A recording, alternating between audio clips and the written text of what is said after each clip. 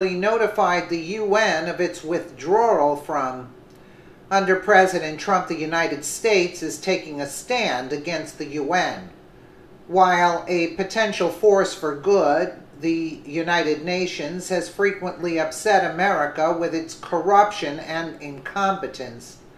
This week, the United States sent a formal notice to the UN officially, letting them know they were leaving this one accord.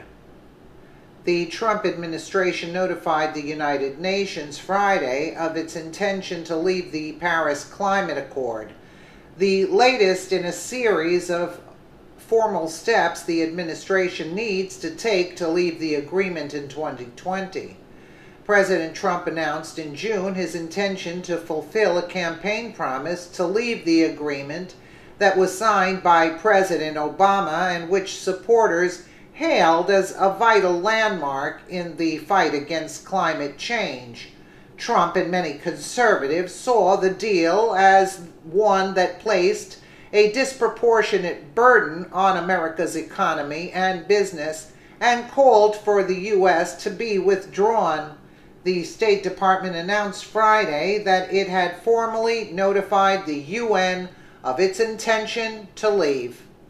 As the president indicated in his June 1st announcement, and subsequently he is open to re-engaging in the Paris Agreement if the United States can identify terms that are more favorable to it. Its businesses, its workers, its people, and its taxpayers, a statement said. We all know the Paris Climate Accord was a terrible deal, one that former President Obama forced the country into. He did not consult Congress, nor did he seek their approval, a direct overstepping of his authority. Well, he always said, I have a pen and a phone in hand, right? He essentially forced the entire country to terms that would hurt our economy, job market, innovation, and potential growth. Some experts claimed the accord would cost the U.S. 6 million jobs. In leaving the Paris Climate Accord, Trump is making good on one of his major promises.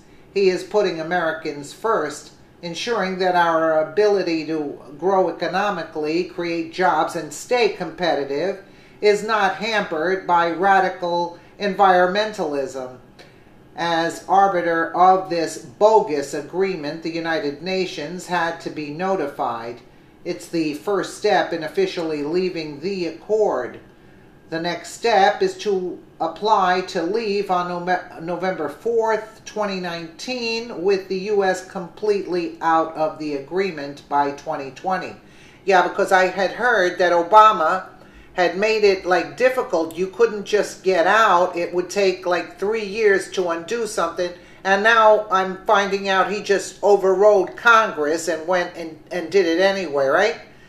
And what I don't like is that that Trump is saying, but maybe he's just placating them for now, saying that until better benefits, more favorable. Yeah. I think he's just placating to them because this climate accord, the whole thing was for us to be at a third world level status. Yeah, Obama's telling us, no, we don't need air conditioners. And what is the other thing he said? Like to eat smaller steaks. And his chef was saying like he devoured tons of steaks and big steaks, but only he's entitled to eat and have air conditioning and jet around and have so many,